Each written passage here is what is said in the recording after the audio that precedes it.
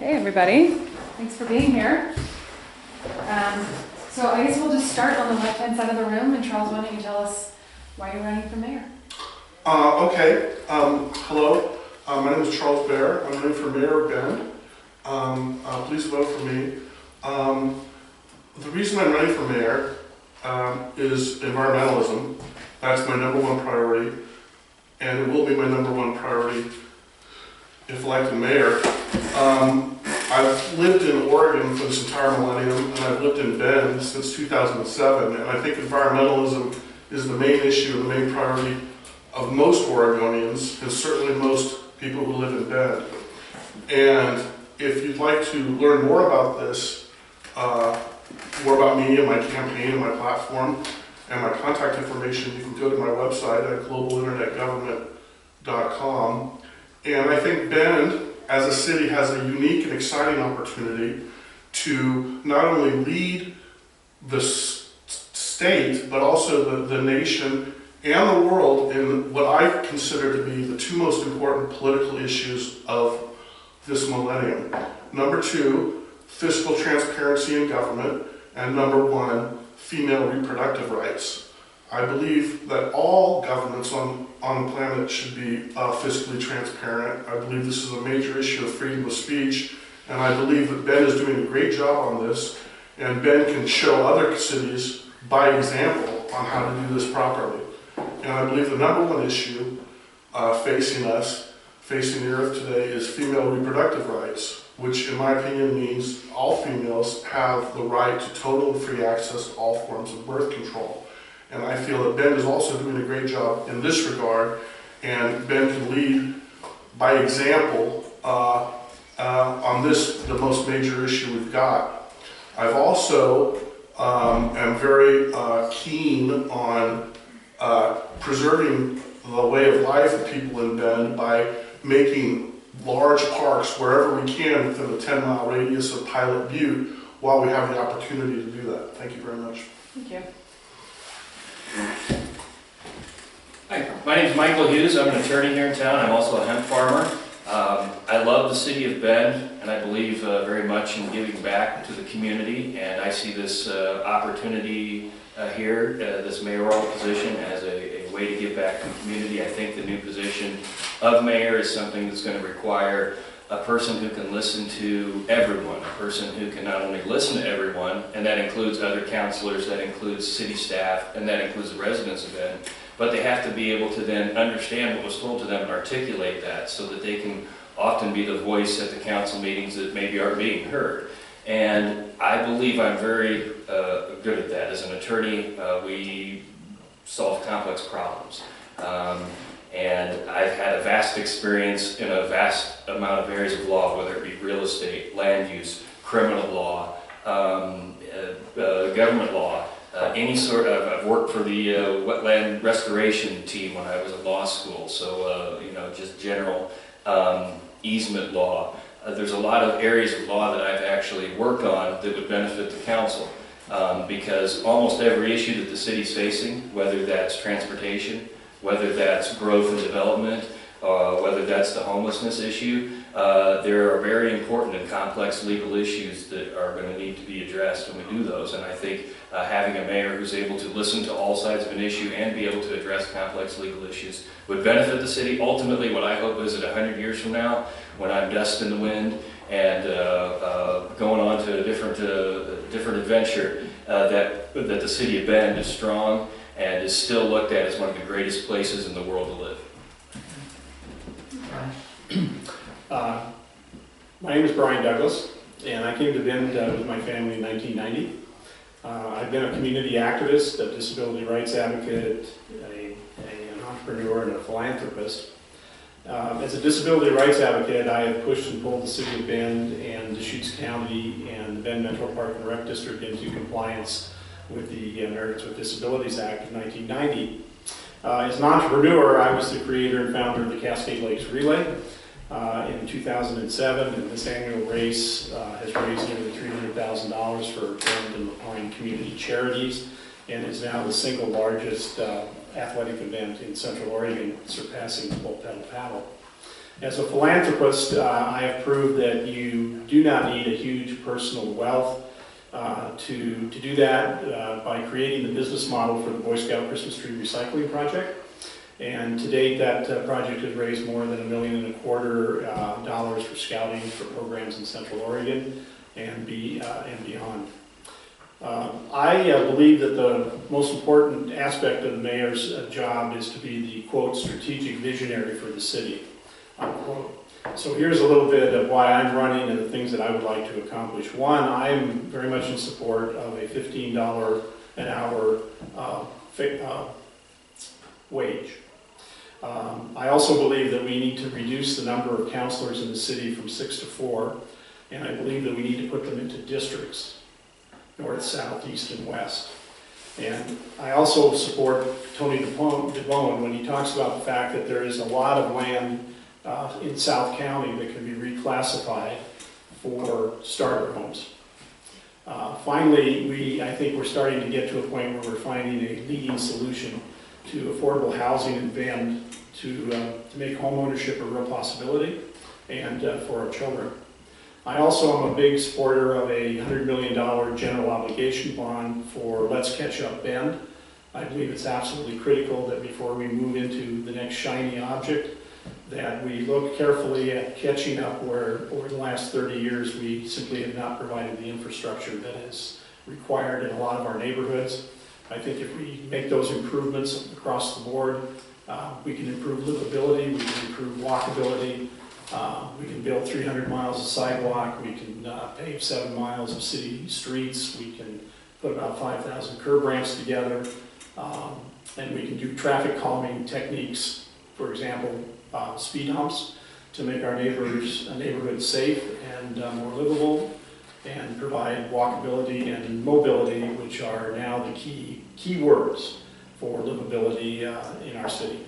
So I also support a citywide assessment for the septic to sewer, and I believe that's something that we need to do for the 2,800 property owners.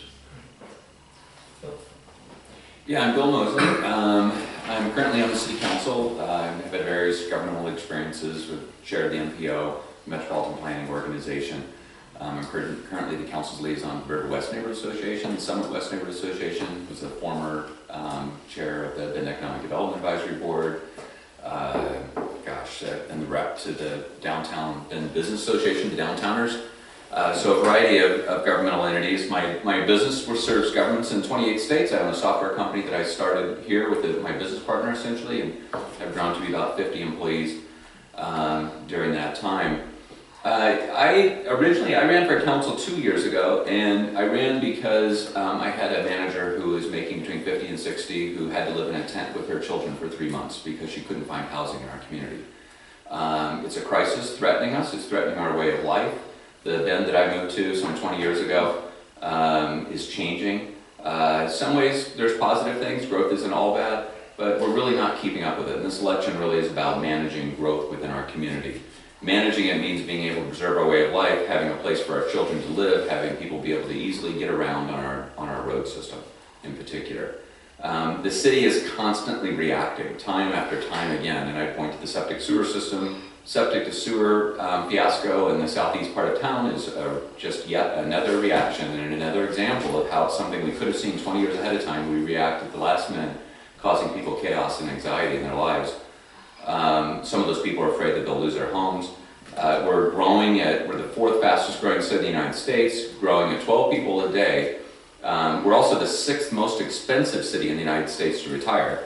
And at the same time, even though we've got all these growth issues, we spend $3 million to advertise for tourists every single year, accelerating our growth rate. And I don't have a particular beef about tourism per se, other than it creates low-wage jobs in a high-cost community, and it causes our rate of growth to accelerate beyond what it would ordinarily be. So I think we need to manage our housing costs, get ahead of growth, deal with our road congestion and neighborhood livability.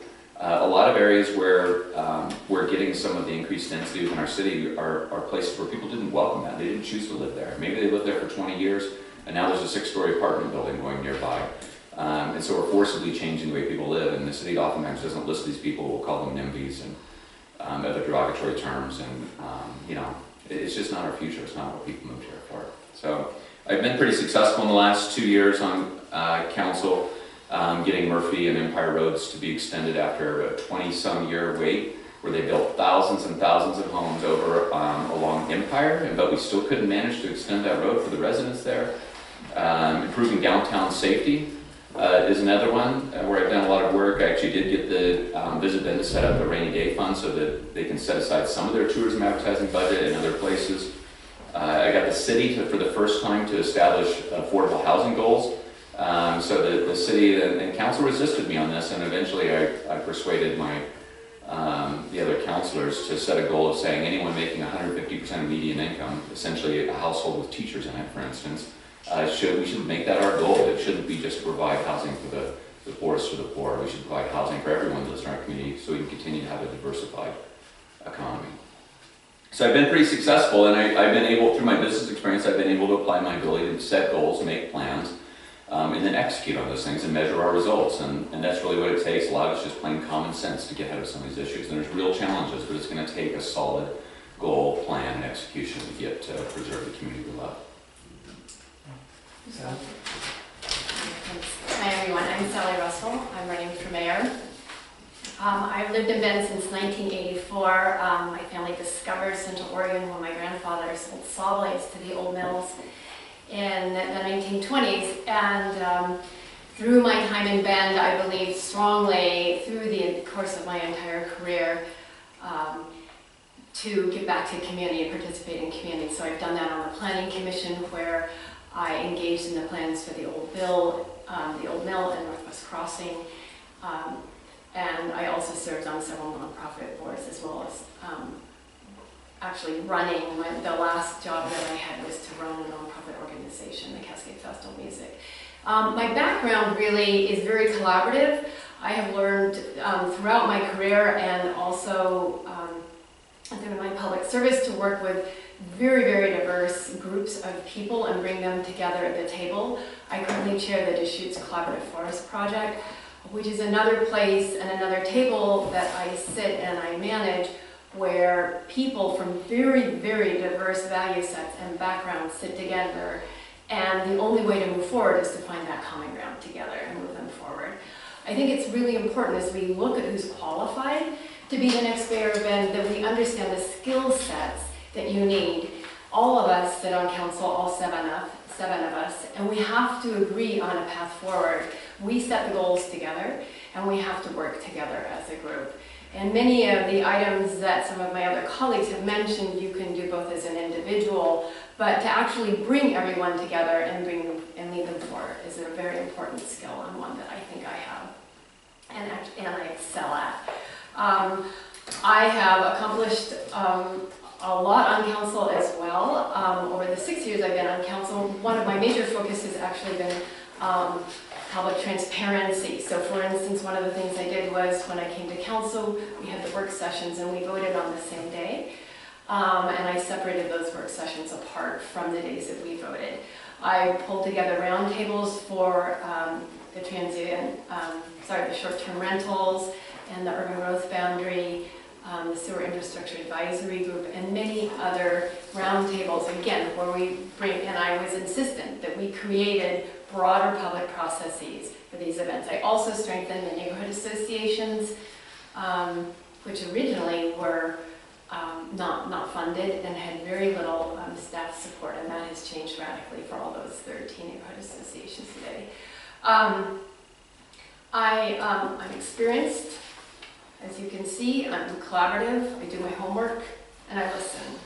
My 3 top issues are transportation. I want people to be able to move around Bend on their time and however they want to, according to their pocketbook and their needs and their values, time, cost, and health. So whether or not it's by car, whether or not it's you're delivering something, whether or not you want to choose modern transit, a bike, or maybe a battery-powered scooter, or by foot, I think it's important that for a healthy community and an efficient community going forward, we have to be able to have access to all of those. Workforce and affordable housing, I think we need to be able to set our planning and our planning departments and our permit department, so they work better together, more easily together. And for those people who don't use our system often, we need a concierge, the actually system to move them through. So I will advocate for that, as well as lowering SDCs for smaller homes, which again will increase our affordability.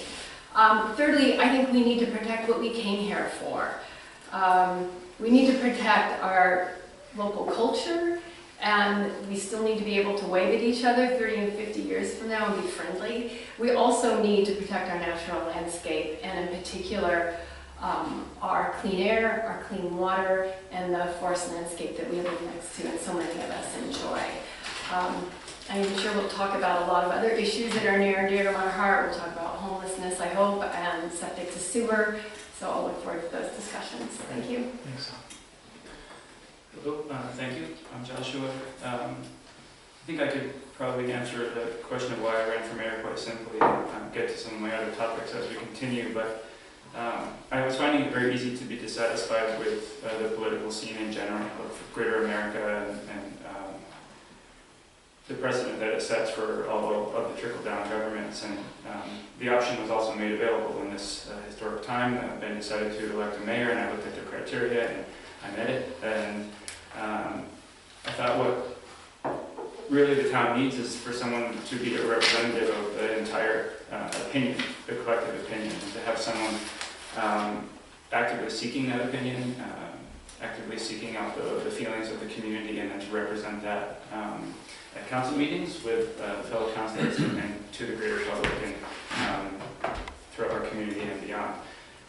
I'm a photographer and a photojournalist working on a project called A Community Thread, and in the nearly 2 years that I've been here, I've interviewed, as of yesterday, 106 different people on the topics of individualism and how we get along with each other in the community and what we can do about various social injustice issues. And I think that is really at the heart of many of the matters in the community. People are concerned with many different topics, and they have many different opinions, and we need people who sit on council, and we need a mayor who can gather all of that and communicate effectively with their fellow councilors and really put out the message of the people. So that's why I'm here. Thank you.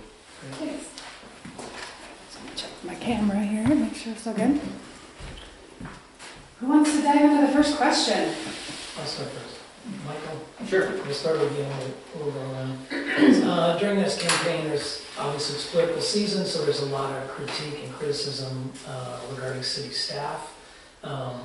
There's a lot of rhetoric around that criticism, but I'd like to hear from you what grade you would give the staff currently, why, and what you can do to improve that. Okay, well, my first experience with staff was when I served on the Marijuana Advisory Committee for the City of Bend to draft the rules. And I felt that the staff was very knowledgeable, very willing to listen to everybody, and frankly, it was easy to get along with. And whenever we wanted information and requested it, they were able to gather it, get it to us. I mean, the city's running pretty well. I mean, I'm going to give them a B+ or an A-, frankly. I've met with Eric King recently, discussed, what their vision of the, what's going on in the city, what are the big projects, what's coming up. I felt him to be very professional every time I've ever dealt with him. He's very professional, very courteous. And frankly, when I went to the Jeffrey Toonlin presentation several weeks ago at the Tower Theater about transportation, I saw many people that worked at the city and planning there, which I thought was important. I don't know if any of the candidates were able to make that, but that was a very enlightening discussion, and anybody who's concerned about transportation should read some of Jeffrey Toonlin's work or go see some of his presentations, because he really breaks it down in a really common sense way. And I was pleased to see so many people from the city staff there, because to me that's taking time out of you're not at work anymore, but you're going to something to enhance your knowledge of the things that are important to the city. So I think staff does a great job as well. Great. Right. Well, I would divide the question there, Aaron, into two parts. One, I would talk about the city managers that I've had a chance to work with over the last 30 years as a disability rights advocate here in Bend, and also then I could talk about staff itself, rank and file, so to speak. As an advocate, I can't tell you that I have had, I would give many of the city managers that we've had in the past a very high mark at all. When you're trying to push and pull into compliance with a federal law that they don't really want to comply with, that doesn't give you a really great feeling for them. I think, and I would say that I've experienced that in the early 90s as we were just getting started. It has slowly improved in that level, and I do believe that Eric is the best of all of the ones that I've worked with in the last 30 years, and so I would give him a high ranking as well. As far as staff goes, again, you also spend a lot of time as an advocate dealing with staff, people that run the streets and the road program, and specifically, and the finance person, Sharon. Again, I'll share Michael's, or say to Michael's point, I've always found that staff to be great. When I've asked a question, do it in writing, a lot of times I get an answer back in 48 hours, and it's to the point. Sometimes, again, depending on what the job is, but when you look like streets people and you're trying to talk about putting a sign up someplace or a crosswalk up someplace, it takes time to do that. And I know I've spent 2.5 years on a project on Connors and 27th Street, or Connors and Tucson Way, to get that to a 4-way stop. But you have to understand that there's rules that they have to follow, and you understand that they have a big book that they operate off of, and if the intersection meets the criteria, then you're going to be able to probably get that done. Otherwise, you're not going to be able to get it done. So, again, I don't, if I have a concern about city staff,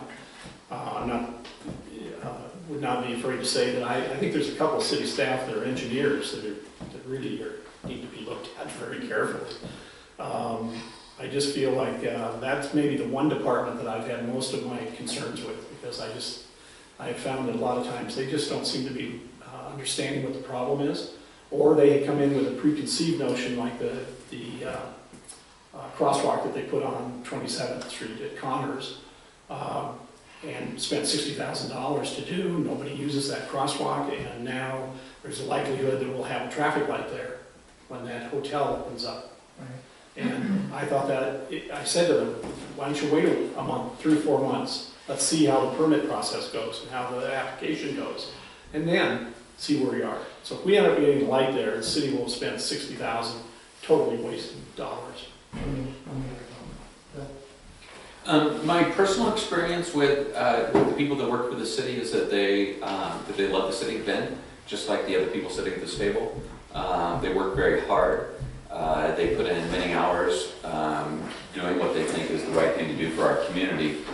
The reality is that for council and for the mayor who leads the council, that our role is to supervise 2 employees in particular. So to give the staff a grade overall is Eric's job, the city manager. The council's job is we have a municipal court judge that we actually exercise supervision over, and we have a city manager, and that's it. And then, so when we look at those 2 individuals, in particular, the municipal court judge is the Jim, and we don't get to work with her quite as often as we do Eric, but in the evaluations she comes back clean, and we send a couple of counselors over to work with her each year. For the city manager, I think the first question is how do we evaluate performance for the city manager? And my personal experience with Eric is that when the council is clear on what they want, that Eric is very supportive and helps us to achieve those things and does so effectively. When you look at our evaluation methodology, it doesn't quite add up to that though. The evaluation methodology is essentially it's a 9-question, 1 to 5 point scale evaluation methodology that we use at the end of the year. And the questions are, the process is we're supposed to interview Eric's subordinates and ask them how well he communicates with others. Does he resolve conflicts? A few things like that. There's one question that's actually results oriented, and it's regarding his fiscal stewardship, which I gave him a high mark on, but I actually refused to participate on all the other questions because I thought that the council should be evaluating a highly paid executive like Eric, who makes $190,000 a year with a generous benefit package, which is not crazy. That's normal for a city our size. But I thought we should be evaluating based upon results. Did he get done what the city needed to get done? Did he get those outcomes? But there's not a single question in that entire process related to his results other than is he a fiscal steward? It's all about his ability to work with other people and communicate. And for a CEO, which is essentially what he is, that's not how you evaluate leaders like that. You evaluate them, what they get done. And some of the other counselors said things like, well, maybe it's not his fault if he doesn't get these things done. Or one person actually said it wasn't his job to achieve council's goals. One of my fellow counselors said that. I said, well, I don't know whose job it is. I'm not going to go pave roads or... So I'm not going to get out there and do that. So I don't really quite understand. So I actually refused to participate in that process. I did give him a high mark out of 5 points. I gave him 5 points on his fiscal stewardship. He's done a nice job of setting aside funds for the pension liabilities that we have at the state. For instance, he's set aside money for that. He's done a good job on that. But the council's role is really about setting policy.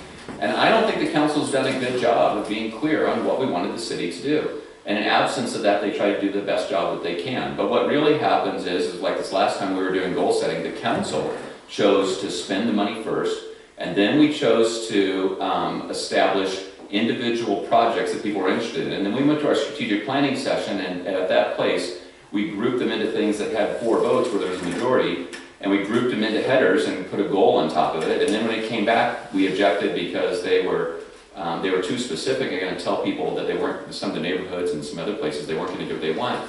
And so we watered them down so they were unmeasurable. And that's the process. We spent the money, we made the plan, we set the goals, and then we made the goals unmeasurable. And so it's not surprising. You're evaluating council.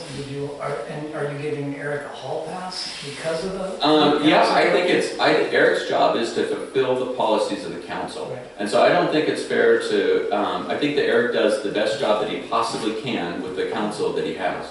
And I would just say if the council were more clear, we'd have a better basis for evaluating performance like that. In my experience, like on fiscal stewardship, I think he's done a great job. And in the times the council's been really clear and said, we want this, he's done an excellent job of doing those things.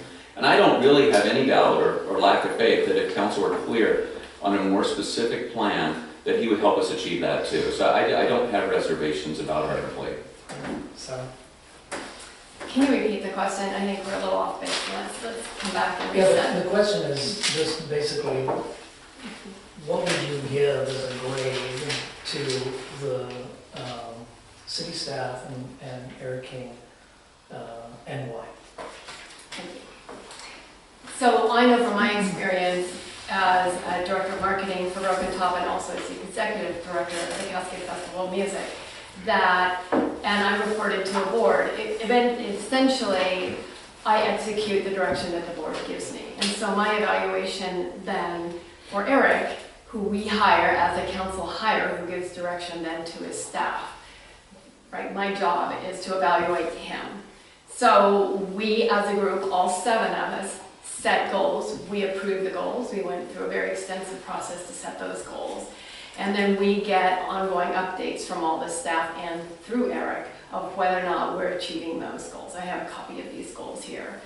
I will say also, I understand that as a leader and as the executive director, I know I can't know everything, and I know that I have to basically depend on, hire the staff that I know who can get the job done and report back to me. I also think it's fabulous that the City of Bend has implemented, since I've been there, incentive-based goals. So if they meet certain goals, then their salary, they get bonuses and increases. So we are as closely run as a private company as I think any government could be. And I think that's really to Eric's credit, and it's also to the encouragement that council gave to Eric. I see Eric as responsive to the direction that the council gets, and we, of course, need to have input and direction from the community. And again, there's 7 voices at that table, so at the end of the day, the mayor has to calibrate all that input and create a set of goals that reflects the values that the electorate has invested in those people who sit on the dais. I'm going to take a moment and I'm going to read you. So I have a couple of things. I want to just be clear that Casey, the mayor, on the 20th of December asked the council a year ago, is there anyone on this council who is not entirely supportive of what I'm about to read you? And no one said they weren't. And so I'm going to put on my glasses and I'm going to read this because I think this is really important The city of Bend is fortunate to have Eric as our city manager. Eric's smart, effective, and has created a team of professionals who plan and respond to our community's diverse and changing needs. Eric has established credibility across this political spectrum of our community and counsels with grace and acumen. He stays balanced, calm, and knowledgeable in his public and personal interactions. Council appreciates Eric's unwavering commitment of time, energy, and passion for Bend's future. Eric received, I think it was 4.8 out of 5 points.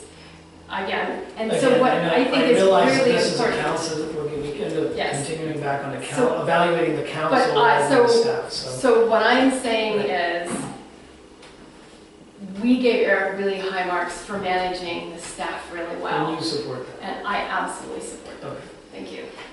My personal experience with Eric King and other city staff is extremely limited. As a coming up on 2 years as a resident of the community and someone who, as a photographer, has very little shoulder rubbing going on with staff, I would feel extremely uncomfortable to grade their performance.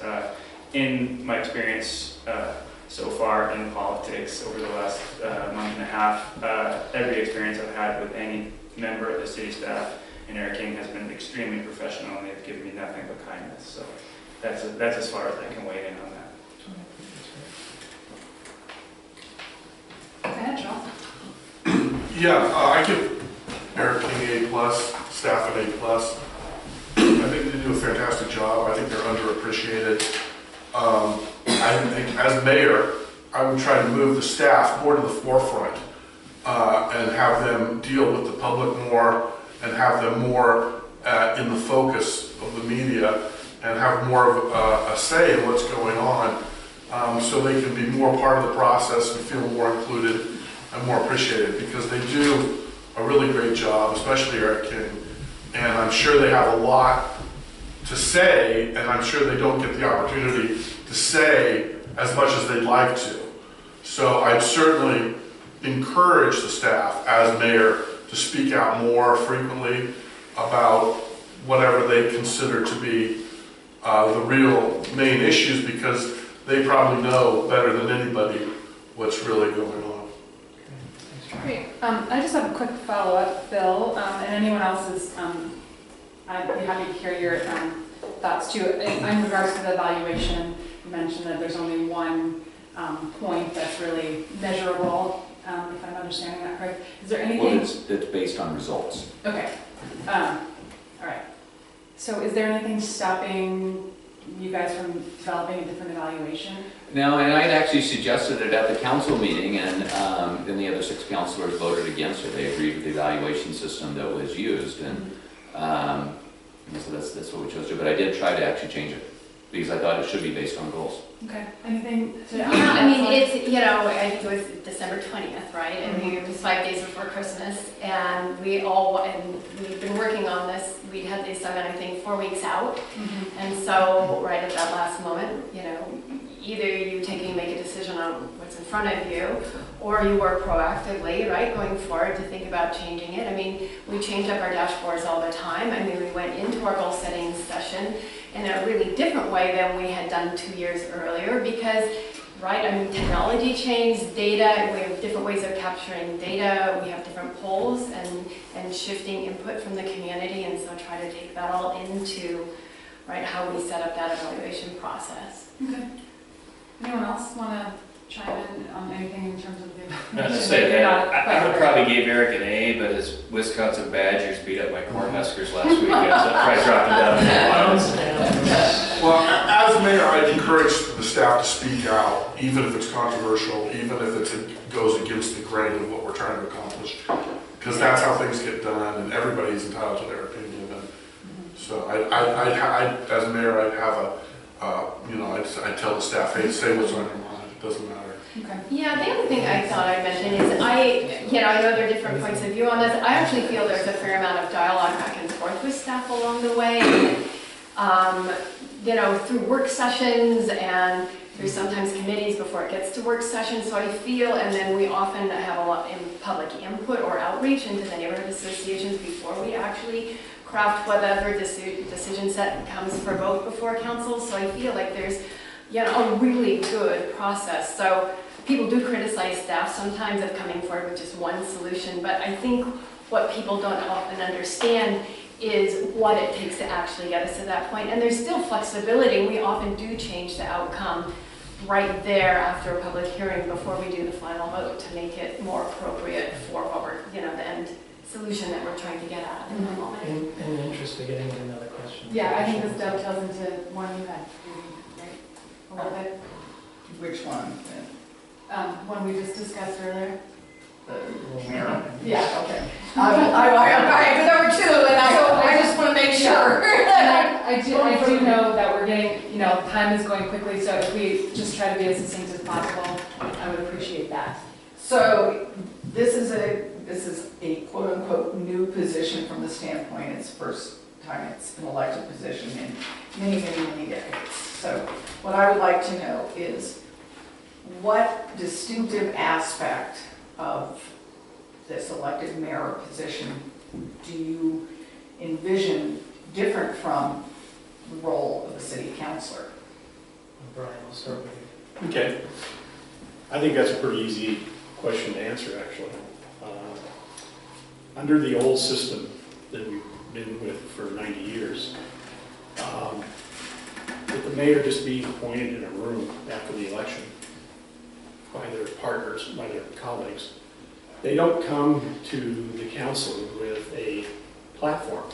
They don't come with specific ideas on what it is that they would like to accomplish during their term and time as the mayor. And I have been criticized in a number of different places in different ways because I actually came out from the very, very day one and said, here are 8 or 10 ideas that I have that are part of my platform, and I'm running on these things. And if I'm elected and when I'm elected mayor, I plan to bring those ideas and those planks to council and see if I can get 4 votes to accomplish them. And so the directly elected mayor is going to have to come to council with that in mind. And every year is going to have to be able to do that. And all through the year is going to be doing that. Because they're going to hear from their constituents, and they're going to get ideas, and they're going to put ideas out there. They're not designed to be authoritative. They're designed to promote and provoke discussion within the city in response to the constituents' services that are needed. And so I think that is absolutely the number one thing. And also I think when you look at it, I think the mayor has the responsibility of saying what would make our city run better. And that's why I believe we can shrink the number of councilors from 6 to 4. I think that we absolutely have to put them into districts. I found it really interesting that when the Charter Review Committee came out and they said, well, we need to raise the money, give them more money, and number 2, we need to directly elect the mayor. Those were simple answers, simple questions. The hard question was putting them into districts, and the council said absolutely not. We don't want to be in districts. And I say that's the reason why we have such a chasm in this community for trust between our citizens and the council. And if you have to live in the district that you represent, and it's got 20,000 people in it, and you go to the store, and you go to church, and you go to community events, and you go to the restaurants, people are going to come up to you and they're going to talk to you about issues. And that's what I think is the big thing here. Thank you. Let's go this way. Why don't you go next, Michael? So mix it up here. Okay. Well, from my perspective, I think it's distinctive in the sense that it's elected by the people as opposed to from within the council. So obviously that's the clear legal distinction. Ultimately, though, I think they're going to be doing a lot of the same things that the old mayor did. They're going to be setting agenda. They're going to be doing a lot of that. But the difference is I think kind of opposite a little bit of what Brian says, you almost got to come to this position with almost a blank slate, like with no agenda, with like, I'm not going to try to do this or I'm not going to try to do that, but more importantly, I'm going to listen to everybody and then we're going to try to form a consensus and go forward with that consensus, because ultimately whatever council does, it has to reflect the values of Bend. And if we don't have everybody coming to the table and listening to all those ideas, we're not really going to reflect the values of Bend. We might reflect the values of a small segment of Bend, or people that have money, or contractors, and that isn't all the values of Bend. They're part of the values of Bend, but they're not all the values of Bend. And so I think the mayor kind of has to not have distinctive political ties or political agendas, but has to come with a clean slate and say, let's do what's best for the city and let's move forward. Charles? When I ran for city council in 2012, part of my platform, part of my campaign was to make sure that there was a Bend mayoral election.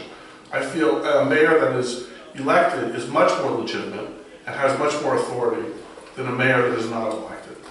And now that we are electing our mayor, I think that's a big step forward.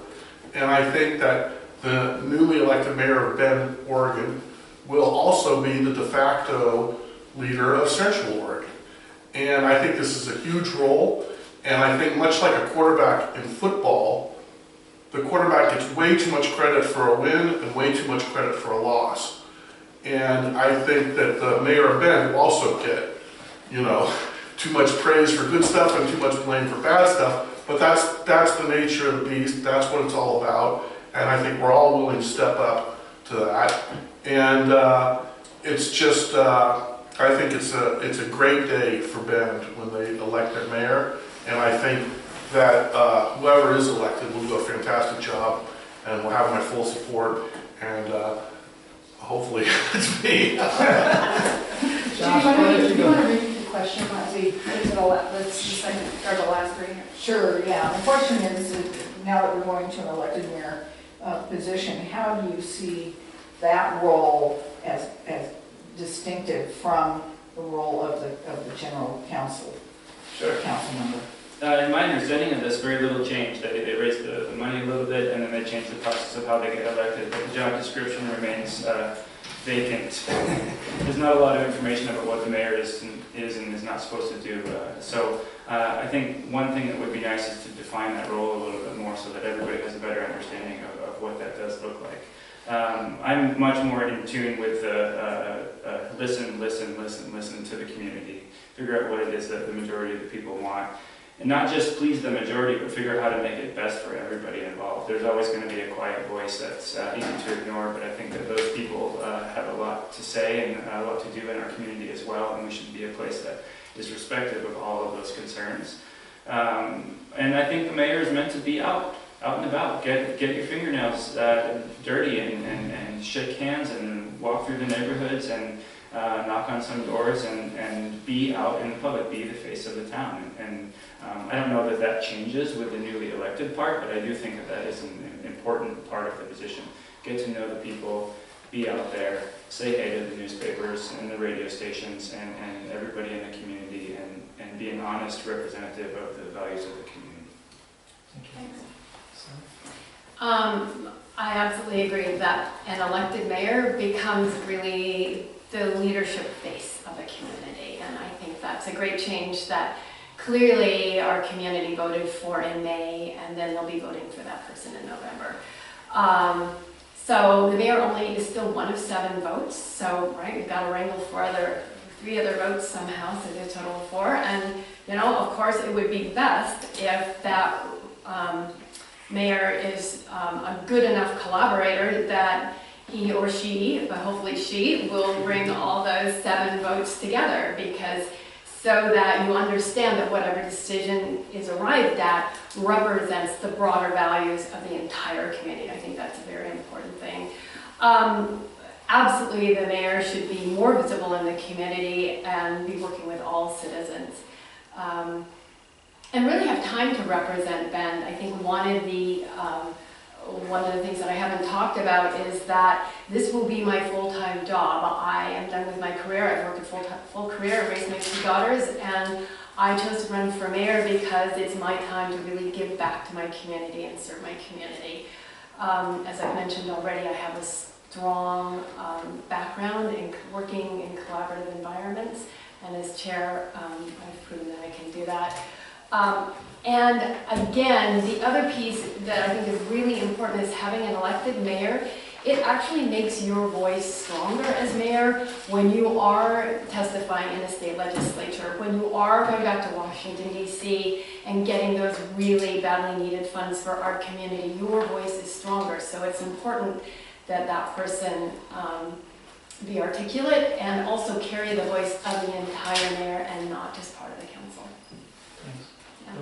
Yeah, I think people pointed out already that the mayor's formal job description hasn't changed, and I would just point out that the mayor already has the authority to set the agenda, to make appointments to committees, and the things those aren't really the most powerful things out of the things that the mayor does. The mayor actually works with the city manager directly to try to coordinate a council majority in a direction, and that's really where most of there's a lot of informal power associated with that. And it'll be important in the future. I do think that an elected mayor gives us focus on particular issues, and you can tell this like on some of the council seats right now. What is the community talking about? And they're mainly talking about some of the issues that we've discussed: tourism, advertising, growth, some of these things that were actually brought up because the position is elected. So I think it focuses the attention. And it also gives the municipality itself then some feedback directly on what does the public really think. If there's 18 people running for different things, saying different things, it's really hard to know what is the electorate telling us that they want to accomplish. So I think the mayor role is important for that. Ultimately, the position gets down to character of the leader themselves, and some of the things that we'll be able to do in the future, maybe we could have done in the past.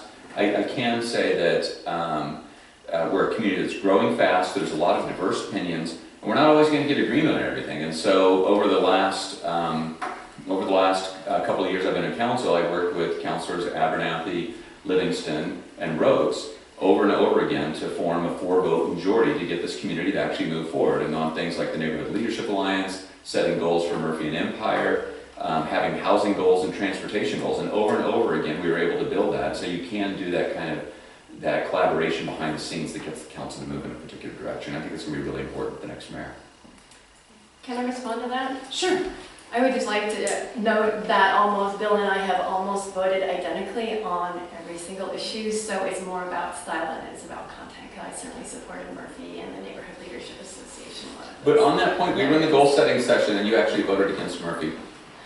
We actually were having a negotiating discussion about a lot of different things, including bikeways, pathways, sidewalks, and about different funding mechanisms for different corridors. And so we were talking about how to use different funds and whether or not to complete one set of funds strictly for Murphy or whether or not to create more private-public partnerships to be able to build these, which actually wouldn't take from this one particular pot, which we could use. But you did vote against One more rebuttal. Yeah, you did vote against it, and then again, when the staff, we actually got the same 4 councilors, Livingston, Abernathy, myself, and Rhodes all came together and said we wanted Murphy done, and the minority was voted down. Staff came back, said they wanted an option 3, and again, then we switched. Abernathy changed the vote, but again, Sally, you voted against Murphy and Empire in that discussion. I did not. Well, as I said, when we were looking for different pots of funding in different ways to fund this, and so it was not about the whether, it was about the how, and I think that's a very important distinction. So I don't want to put you on the spot, Sally. I do have a couple of questions about voting record. Let's just get through this really quickly, because there were a couple points in the differences between the two of you that I was curious about. November 2017 ordinance amending Benton Code. SDC is expending an exemption for qualified affordable housing projects. You abstained. Can you tell me why you abstained? I know, Bill, you voted yes. So November 2017. Oh, that was an ADU. It said SDT expanding an exemption for qualified affordable housing projects system development charges. Oh. You can get back to me on that one. Yeah, I'll have to get back to you on that one. I don't even remember that I one. can't drop into that one. Yeah, sorry. I knew that there was, we worked on code to around sidewalks, removing the sidewalk requirement for ADUs, and I did vote against that because I felt that we needed those dollars to work on our sidewalks. Okay. I will follow up with you about that one. We are getting so close to our allotted time, and I think if you don't mind, we will maybe go a little over, but definitely want to just hear everyone's thoughts on using city funds to pay for dredging of Mayor Pond, and let's try to keep it brief. Joshua, why don't you go ahead? I want to qualify this as like when this question has come up in other places, we start getting into the whys and hows to fund it. And really just that stuff's pretty out there. Really just want to know concisely why you support it or don't support it. And The dredging altogether or the city Using expenditure? the city funds. city's City relationship expenditure. to it. Yeah, not the dredging, but the city's role in that whole picture. Oh, so that's a complicated thing, but. No, it's okay. Right. I love that some of the stuff is posed as just such a simple, like, say what you think about it. Man, there's so much talking about this that could be done and should be done, and a lot of deliberating, and I would like to know information like from years and years of history and how it all began and what the initial thoughts were and what different council has taught on this throughout the years. So again, I feel a little underqualified to weigh into such an old Bend issue.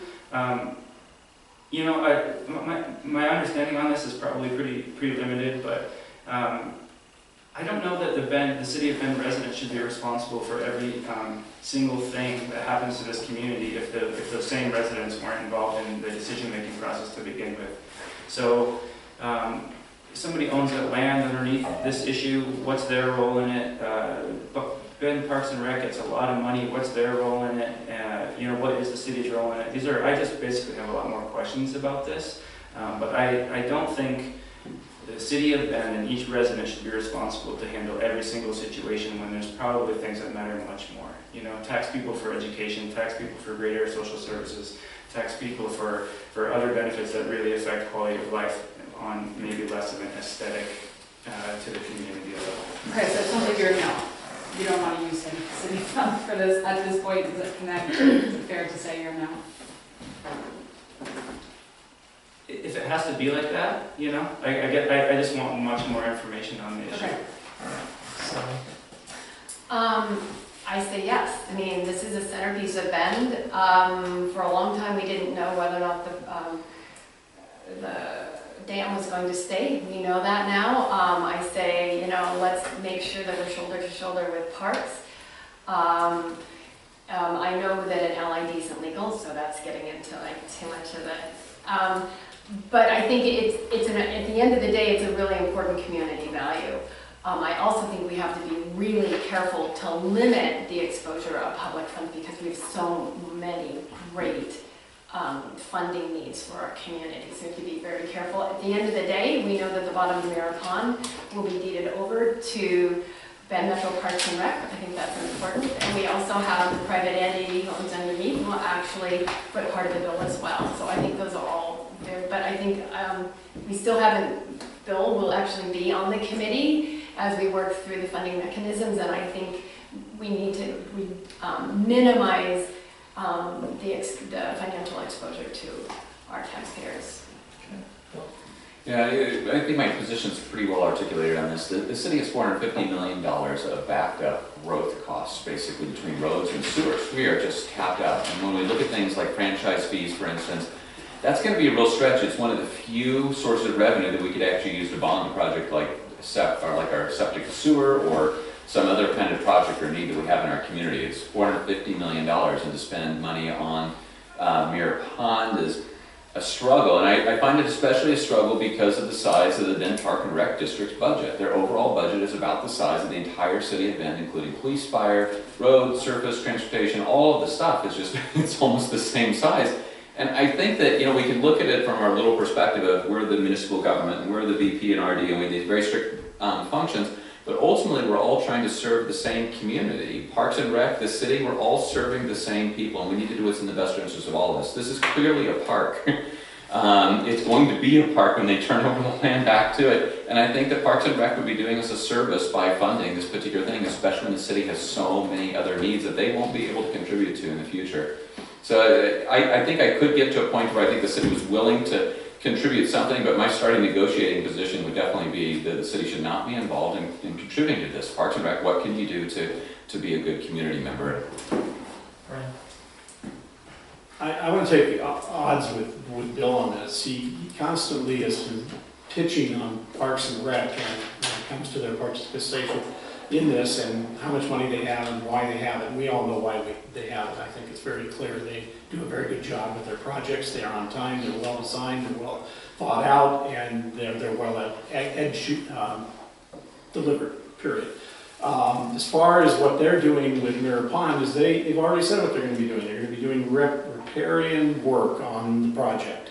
It's not like they're not putting $1 in. They're doing the work along the banks, and that's going to be a very valuable contribution for them. And I think that we need to be lighten up a little bit on Parks and Rec in terms of this particular effort. I do not want to spend dime one from city money to take care of this problem with Mirror Pond. I want to remind Sally, and I've heard it said many times, she says that an LID is not legal. Yeah, she's saying, that's a fact. She's saying that is not legal. That's the opinion of Mary Winters. And that is correct. But what is not said is that there is a way, and has been a way in Oregon, to do these kinds of projects with an LID, with a private LID. I agree with Josh. We don't need to have burden every single taxpayer in Bend to take care of Mirror Pond. It should be in an area bounded by Portland Avenue, by Reed Market, by 3rd Street, and by Skyliner Ranch Road as a general idea of the territory. Those are the folks, residentially and commercially, who benefit from the value of Mirror Pond. I'm just going to stop you there because we're getting down into I know how we're going to fix it and whatever. But you're just to summate, you would have the residents contribute to that fund rather than the overall city. Yes. Okay. Answer to your question, yes. I believe that the city should fund some of the dredging in Mirror Pond, probably 20 to 15%, no more than 20%. They should, in other words, the city should be responsible for no more than 20% of the dredging. I think Pacific should be responsible, I think Parks and Rec should be responsible, and I think the actual owners of the property should be responsible for the other 80%. But I also think it should be not contingent just upon dredging. I think we should put an entire plan together on how to deal with the dam, because it's going to break again, and how to deal with Mirror Pond, and hopefully how to prevent the silting from occurring again. So you're saying city contribution to funds about 20% Or less. supporting. How are you arriving at that figure? I just think that when you look at the Bend Parks and Rec has a pretty big responsibility because Drake Park's right there. But I also agree, Drake, the Mirror Pond and Drake Park is an iconic part of Bend. Mm-hmm. And so I think it's an important value that people want to preserve. Whether we keep the dam or not is another question. Okay. Charles? Okay, I don't think this is the most important issue, but it's my favorite issue. It's going to cost over $6 million to dredge. I think that the city should pay under $2 million. I think, in my opinion, and I think most people agree with me, Plan A is to just leave Mirror Pond alone and let it turn into a marsh. I think Plan B is to blow up the dam, let the river run wild, and then the new Charles, land. you're killing me. We're getting into how. I know, I just can't I stop. just want to know. So you've already answered your question. Or from the city contributing funds Yes. or not? You are. So, how are you arriving at the 2 million? Is it anything? Yeah. Well, I don't know the exact cost. I think it hovers around $6 million. I think this is an important issue, and I've got a lot of ideas on how to do it cheaply and correctly. And I think $2 million is a good. I think you've shown why if you get two people with a cup of coffee and you ask them about this issue, they all become engineers. It is a fun topic. I'd like to ask a question. We still got time. So the city has an issue before it with the sewer project south of town. I've heard and gone back and forth about who's responsible and how we got into this mess.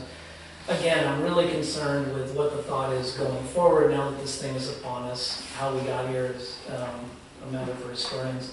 I'd like to hear your thoughts about whether you believe that this is something that the residents need to pay, whether it's something that, again, it's Mirror Pondish, whether it's LID, or whether in general people need to fund. How are we going to fund this project? I've lost track of where we are. So when you say residents, do you mean residents affected by it? Okay, so the question is, Citywide. should it be a citywide problem or just the residents affected by possibly hooking up to the septic to sewer transition? I think Harvey Sally or It's me. Bill, go ahead. Again, I think I had a pretty well stated position on this. I think that we should spread the fee out across the entire city. There's roughly 2,400 lots all over the city, not just this area, that are on septic right now, that if someday will have to connect. We did a study on 600 units. The 600 units, they say 200 of those people would actually lose their home because they're on Social Security and fixed incomes. They can't handle the cost. We have all these affordable housing programs that cost us millions of dollars every single year, and we give 80 homes. This is an opportunity for us to spend $5 a month for every person in the city and save 200 people their homes, and people that are long-term Bendites who paid their homes, are on Social Security, they're vulnerable. We should take care of the cost. And the council our last meeting actually agreed with that, and we voted to pick up the public portion of it over a 30-year period and ask for a DEQ for as long a window as we possibly could to install this. And now the question is how we're going to help some of the homes with private costs. Sometimes the private cost can be $30,000 or $40,000 even in that. We might have to come up with a low-income program to help them with that. Yeah, just so I clarify, those are the costs that I'm most concerned about, the ones that the individual homeowners need to pick up. Is that something you believe the city should fund? I think the city should cap those at a low cost, maybe $6,000 or so per home.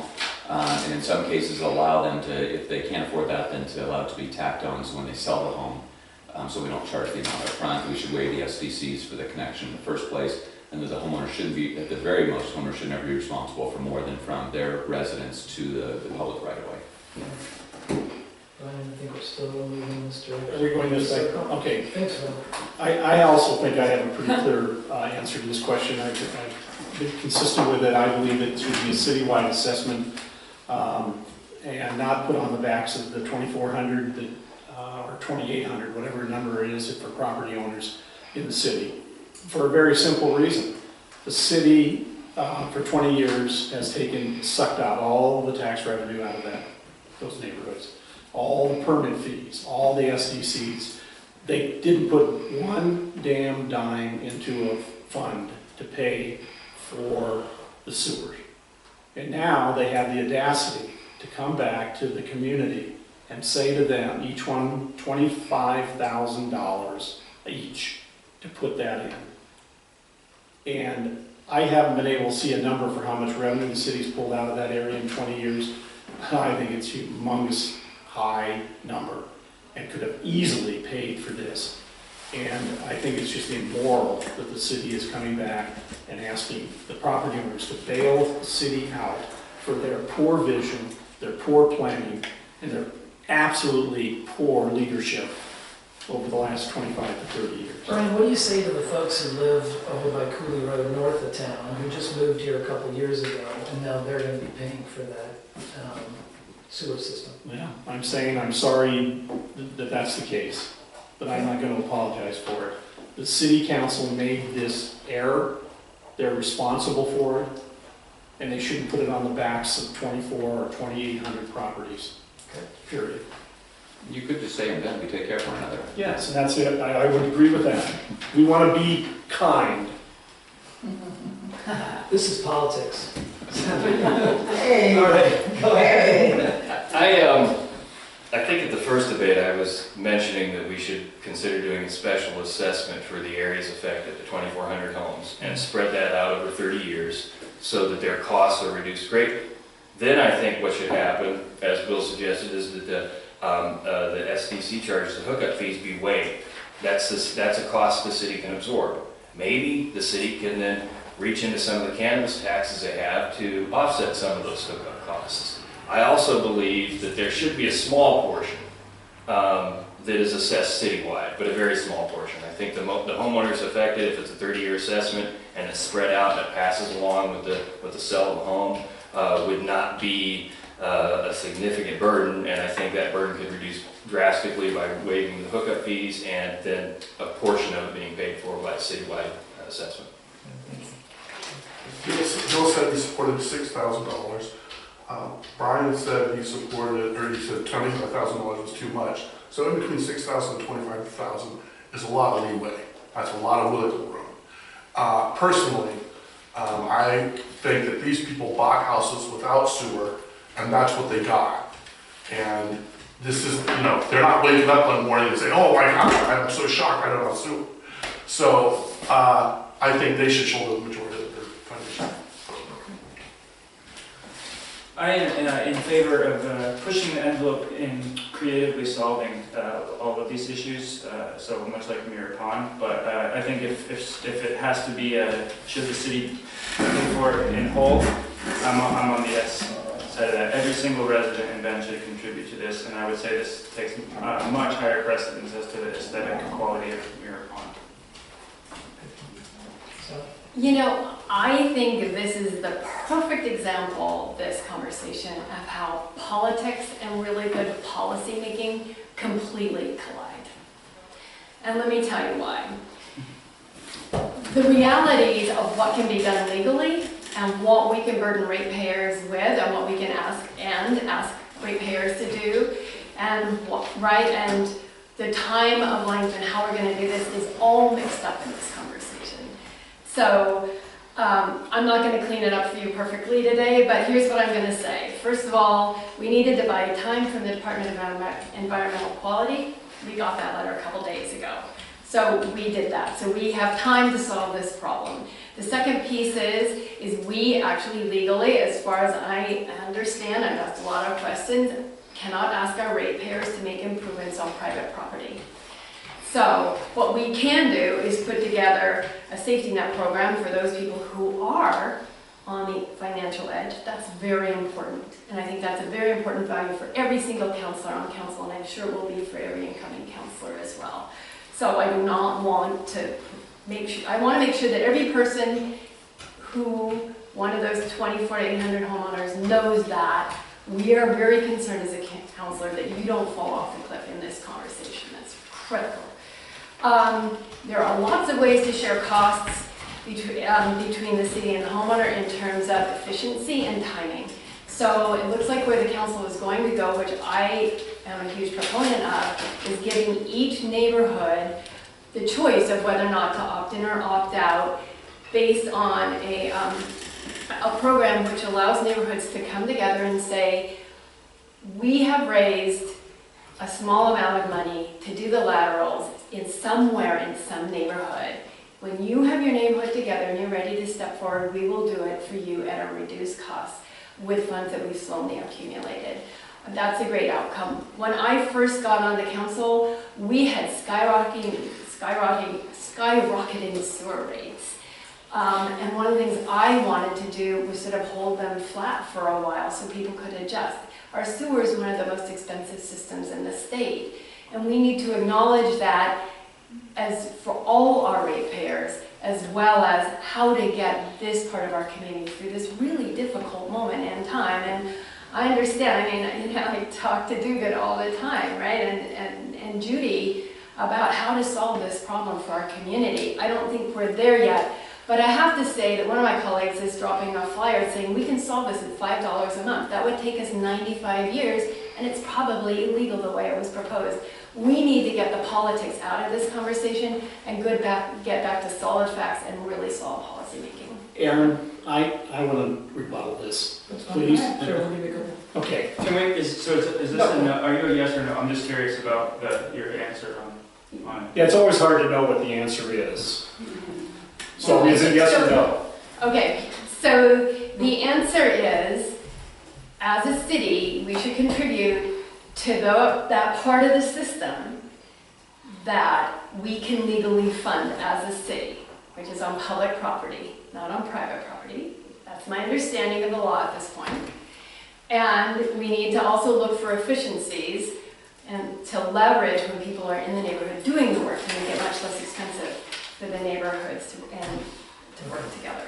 Brian, Okay. was that the rebuttal or is this no? No, I'm going to give you my rebuttal.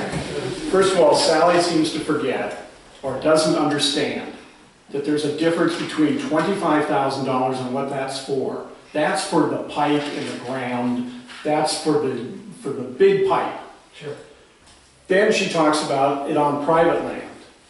she's just mixing apples and oranges here. Actually, that's a And private the actual property. problem here is, Aaron, the actual problem is, let's tell the truth.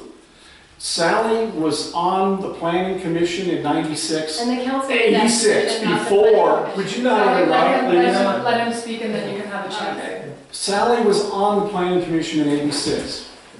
Into 88, when they finally came out and asked for the annexation, which was a done deal. We all know how the law works in Oregon.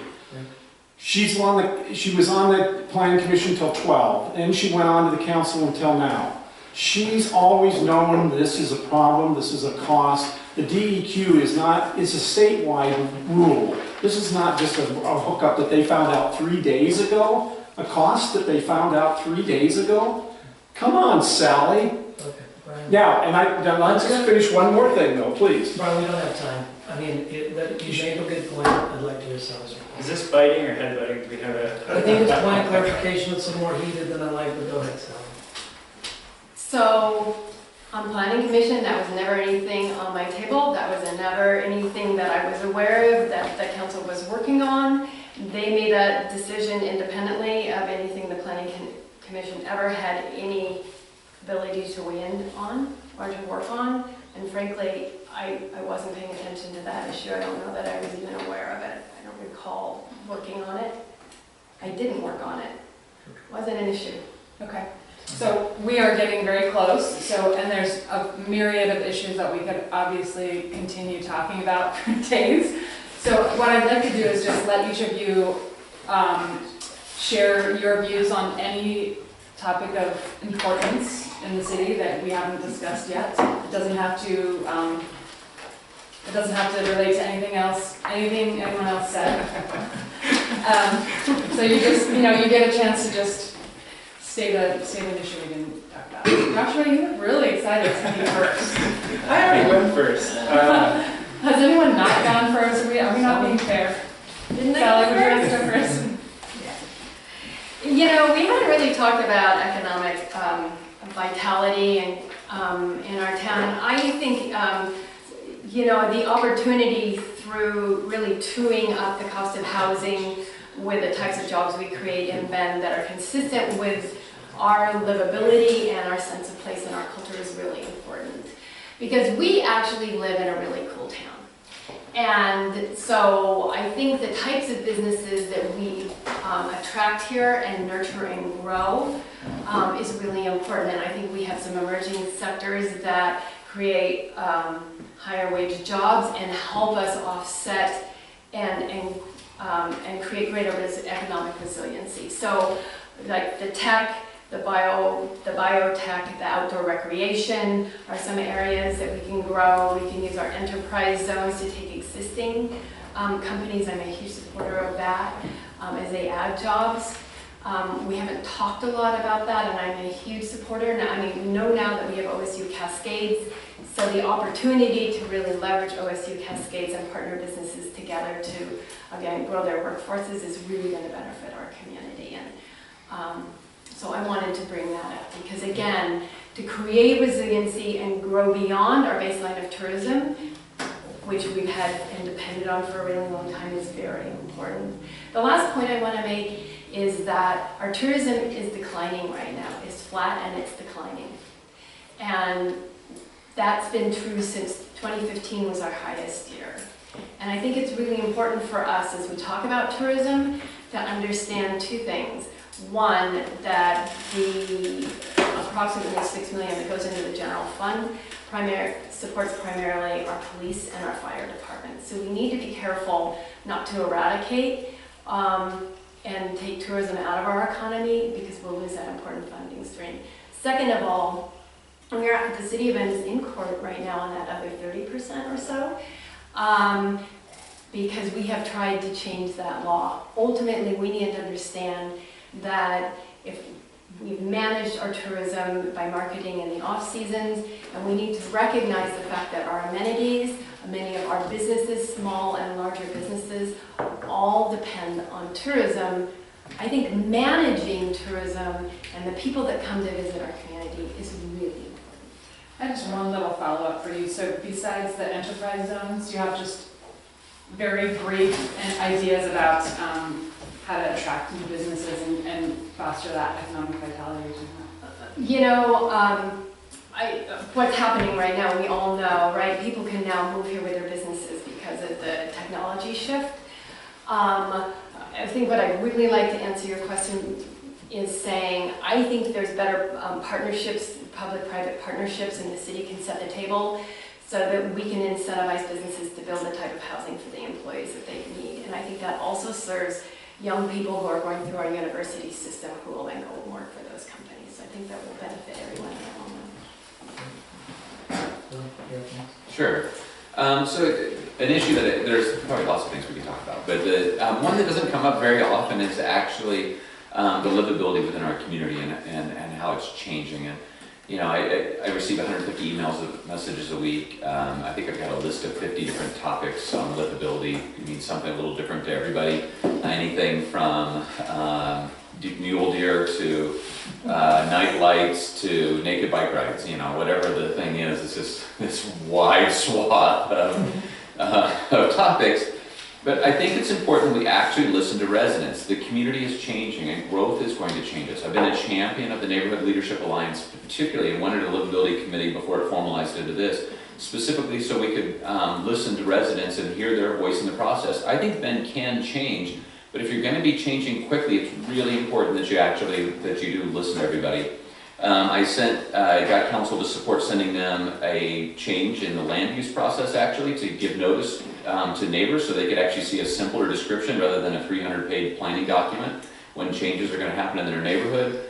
I also got council to agree to ask them for a proposal on neighborhood transportation street funds so that they could say, okay, we just need a simple crosswalk here. We don't need the whole city rebuilt. We just need a crosswalk. We need a lighted flashing sign on Galveston. Some very simple issues like that. And so I really think that listening to the community is important. 10% of our housing now is taken up in short-term rentals and second homes because of it's changed because of the tourism market in particular. It's changing the character of our community. We need to listen to people. An issue that came up, which I really just have never understood, and is the compatibility and why we don't consider this in our land use process regarding neighborhood livability. So why would we allow a concert venue to be right next door to a residential neighborhood? And I actually worked with the River West Neighborhood Association to get businesses at Century Center into 9 months of mediation to try to work with the businesses. And the businesses flat out just refused to talk to them. One sent his son, he refused to pay $6,000 to get chain link fence to put it on the other side, refused to work with them on a basic compatibility issue. And the ultimate solution was we limited temporary occupancy permits. It got the concerts to move, but it moved it into a great location over in the new Bend Central District where it doesn't bother anybody. We need more things like that in our community so this is all fit together. We can change, have our cake and eat it too, but we need to listen to people and try to actually find compatibility between things. I guess I'm going to be the follow-up person. Sure. So this has been an ongoing thing. I'm just curious. So you mentioned emails and being part of the neighborhood association group. What are other approaches to find out what the electorate wants besides just those ones that are incoming? Yeah, so I'm probably the most active on the representation within the different groups and committees. I have 2 neighborhood associations as well as the downtowners. I've gone out actively to several retirement communities, talked to them. I've done school presentations on any number of different kinds of events. If someone invites me to coffee, I'm always there, and I'll actively reach out to people too when I see that they're speaking about something. For the mayoral process, I actually encourage the homeowner associations to have debates about it. I'm all for it. So I guess I'm curious mostly about the really disenfranchised folks, the folks that aren't engaging, are the ones who are working 2 jobs. Definitely. How do you find them and how do you get their point of view? Because they don't have time to maybe Totally write agree. anything else. I have the most, on council, I have the most active social media presence among any of the councilors. There's 1,500 people that actually follow my particular Facebook site, and I interact with them all the time through this process. It is actually, I know it's not a perfect way, and I'm not saying that it's a exact scientific poll. You get all kinds of things on social media. But it is a way to interact with people when they've got a few minutes on Sunday morning to write to you. And I hear lots and lots of items like that, and I respond back to them too. When there was neighbors that were concerned about the Juniper Ridge and the homeless camps up there, as well as about the road system. I said, hey, will you please come talk to council? Please come speak during the open hours. Here's the time you can come for 3 minutes. And that was actually successful, and a lot of people that ordinarily wouldn't show up in our process did. Okay. Brian? The best way to communicate, in my opinion, with our constituents is to actually be accountable to those constituents by being a counselor assigned to a district and have to be a resident of that district. It's the most low-tech way of finding out what the public is thinking when you're standing in a line at the supermarket, you're eating dinner in a restaurant, you go out to a community event. Because you're their representative for that 20,000 group of people, they're going to come up and talk to you. And that's going to bring the disenfranchised folks, the people that are working 2 or 3 jobs, and they wouldn't have to work 2 or 3 jobs under my plan if we had a $15 living wage in Bend, but they'll talk to us. They'll talk to every one of the councilors, and they'll talk to the mayors, and have everybody say, the mayor needs to get out and speak to everybody and go to events and hear things. The other thing that the citizens need is they need to hear a specific group of ideas and plans, and that's what I've tried to present, where you have 4 councilors instead of 6, where you have a catch-up bond, let's catch up Bend, let's take care of the infrastructure that we haven't done for the last 25 or 30 years that would improve livability, would increase home values, would make the neighborhoods much more friendly place to be.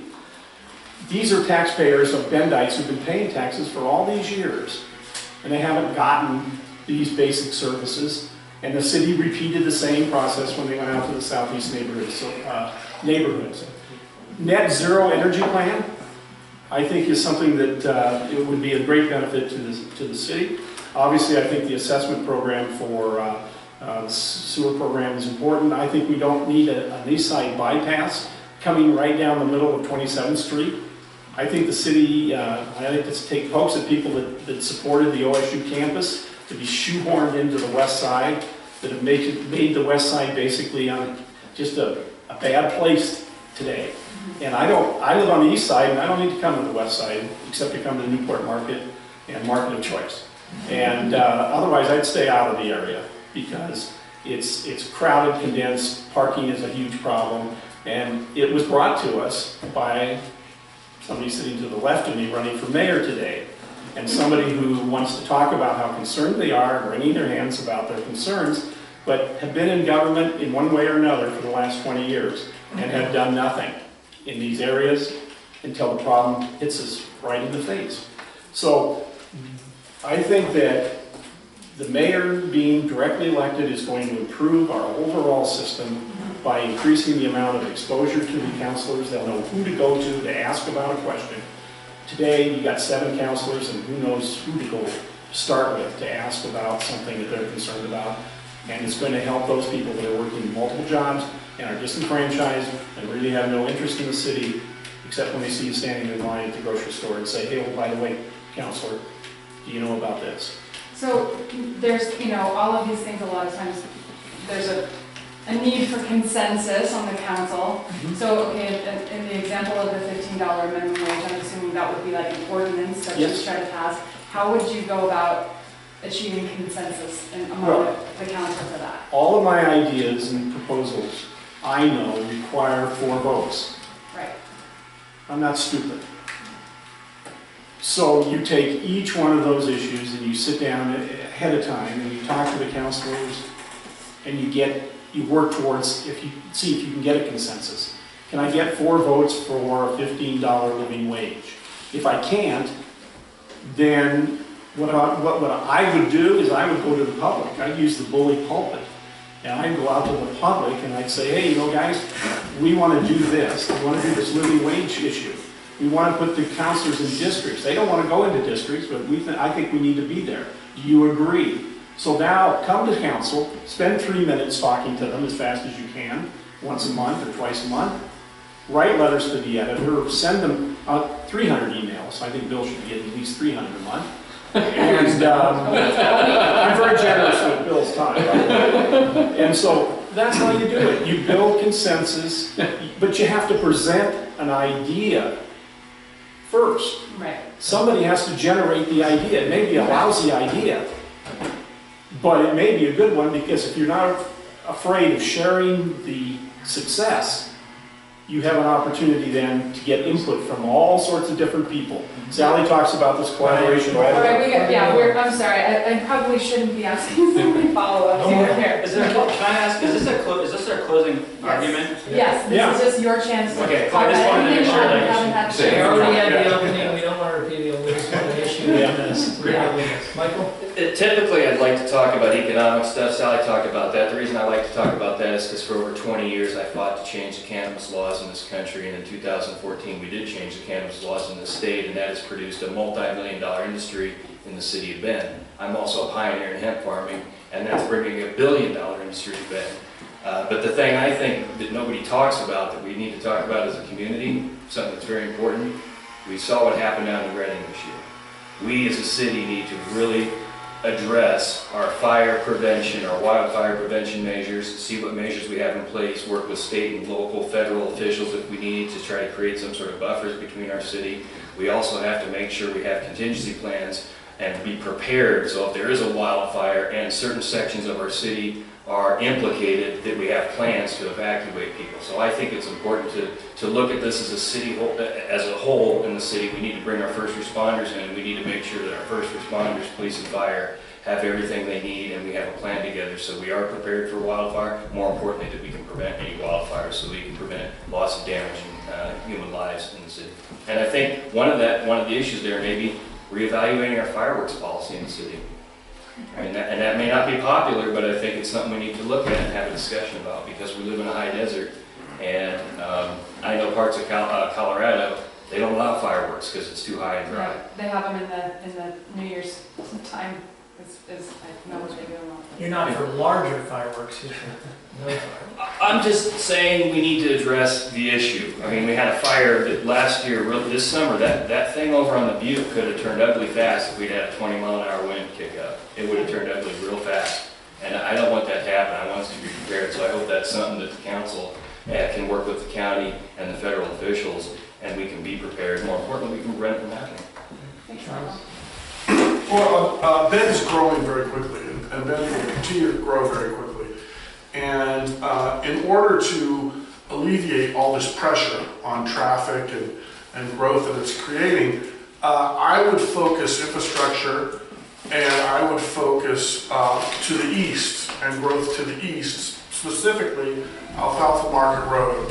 And I would use eminent domain to make sure that we can make a highway, a large highway, from Alfalfa Market Road all the way to Prineville Reservoir. And this would open up a large area where Bend can continue to grow. And this would alleviate a lot of pressure on the growth of Bend. And I think that is what I do for the growth. Thank you. Joshua, you get the last word here. Wow, look at that. The most important thing to me here in Bend, but wherever I've ever lived, is the issue of livability and affordability, and becoming a place or remaining a place that allows for a lot of different walks of life. Some of the places that come to mind when people talk about Bend or compare Bend to are all places, Bozeman, Park City, Aspen, Boulder, that really struggle with issues of extreme wealth and what that does to the lower economies. And I by no means have an agenda to penalize the wealthy or to discourage them from living here, but I think there's room for everybody, and I think we can work together as a city council or as mayoral candidates or as heads of any of the communities around town to make sure that remains a focus. So whether or not that's helping people out with a sewer bill or changing fees so that it's more accommodating for different types of building, or welcoming diversity of any type, that's my focus, and I think that's best done by listening. So listening. I would like to be involved in town hall meetings or open office hours or whatever modern term we want to apply to that. But and if people don't want to come, then we should find ways to incentivize people to come. Supply coffee, there's plenty of it in town, or if it's in the evening, supply some beer. You know, get people engaged and honor their presence with good listening ears, and then let them see the results of their participation. This top-down stuff just doesn't work for everybody, and I'd like to be involved in making this a place where people feel respected and welcomed. Thanks. Thanks, everybody. I know that went really long, and you know, it's inevitable. Okay, we got 6 here, I have a so. question.